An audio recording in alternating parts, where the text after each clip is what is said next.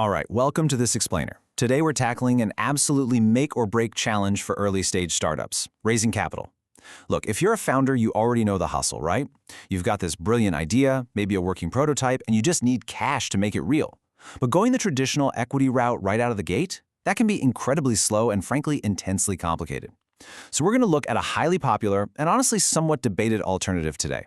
By the end of this explainer, you're going to understand exactly how the smartest founders and investors are structuring their very first deals. So think about this ultimate startup paradox. How on earth do you value a startup that's making literally zero revenue? You've got an enthusiastic team, maybe a half-built app, a slick pitch deck, but your business model, it's completely unproven. If you try to negotiate a traditional equity deal right now, you and your investors are essentially just staring into a crystal ball. Pricing the company today is nearly impossible. And honestly, arguing over some imaginary, made-up valuation just wastes precious time. Time you really should be spending building your actual product. Okay, let's dive into this, because the magic bullet for that exact valuation problem is the convertible note. In the simplest terms possible, it's a legal way of saying, hey, give me cash today, and I'll give you equity tomorrow. See, it starts its life as a short-term loan. An investor hands you money now, right when you need it the most. But instead of paying them back in cash with some traditional monthly payment plan, that loan eventually transforms into shares of your company down the road. It completely bypasses the need to slap a premature price tag on your business today. So here is our clear roadmap for the explainer today. First, we'll cover the startup valuation problem. 2, the anatomy of a convertible note. 3, cap versus discount math. 4, weighing risks and rewards. And finally, number 5, safes, accounting, and legal. Let's get into it. Starting with Section 1, the startup valuation problem. Why exactly should we delay valuation?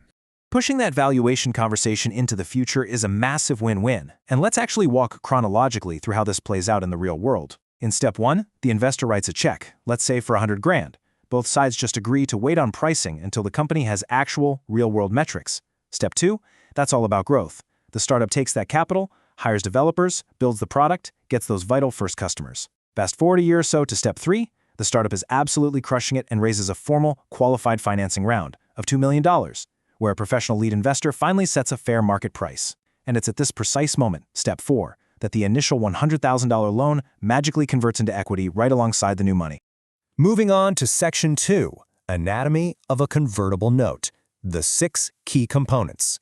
Now that we've got the chronological life cycle down, what are the actual legal and financial mechanics that make up this instrument? Well, every solid note is built on a framework of 6 vital components. We've got the principal amount, which is just the cash invested, the interest rate, the maturity date, the conversion discount, the valuation cap, and finally, the qualified financing threshold, which just defines exactly how big that future round needs to be to actually trigger the conversion. But let's zoom in on a couple of the most critical numbers right now.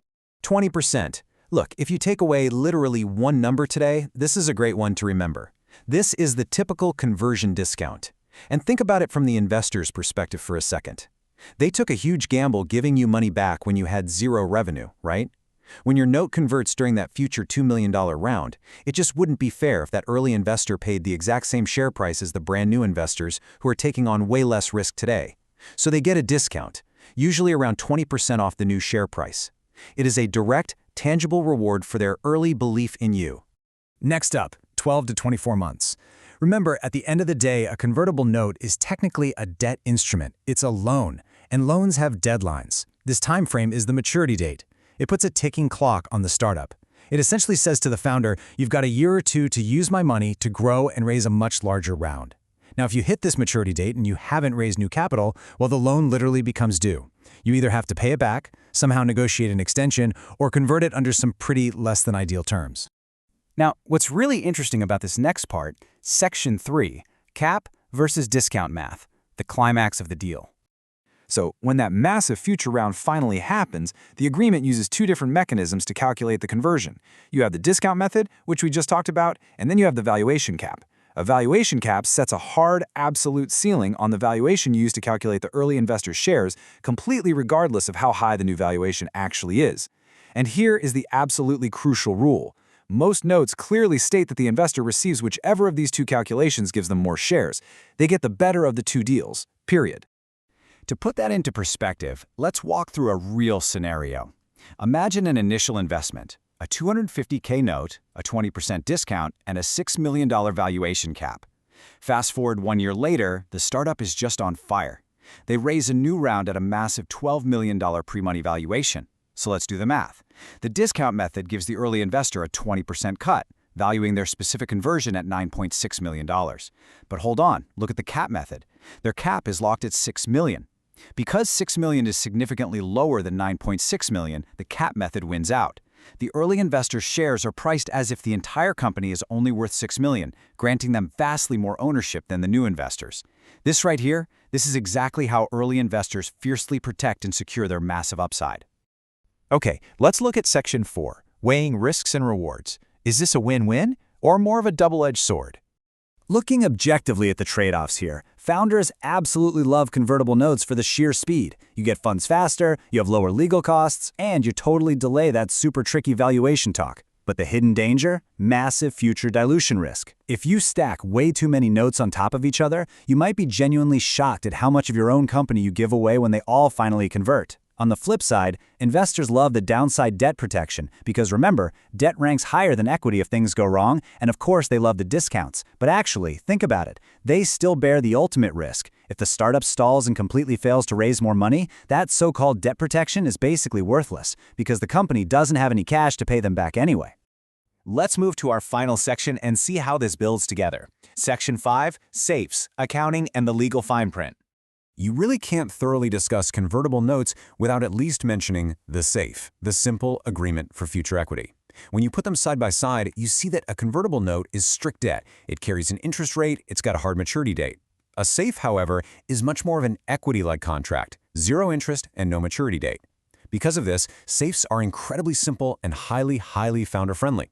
Notes are definitely better for investors who want that strict debt structure and that timeline pressure, whereas SAFEs are typically used in incredibly fast fundraising environments where the founders happen to hold a bit more leverage. All right, lightning round for the finance professionals and accountants tuning in. How does all this actually hit the books? Well, upon initial recognition, when the startup gets the cash, you debit cash and you credit convertible note liability. Simple enough. It sits entirely as a liability right there on your balance sheet. Then, when that qualified finally happens and the note converts, you debit the convertible note liability to clear it entirely out, and you credit share capital and additional paid-in capital. It is a super clean, definitive flip straight from liability right into equity. So, the crucial point is this. Navigating these instruments requires some serious discipline. For the founders out there, here are your absolute best practices. Keep the terms simple. Really, do not try to reinvent the wheel here. Set realistic valuation caps. If you set a cap too low just out of pure desperation for cash, you are going to give away your entire company at conversion. Monitor your future dilution by rigorously modeling your cap table before you sign a single thing. Align your investors' expectations early on. And always obtain professional legal and tax advice.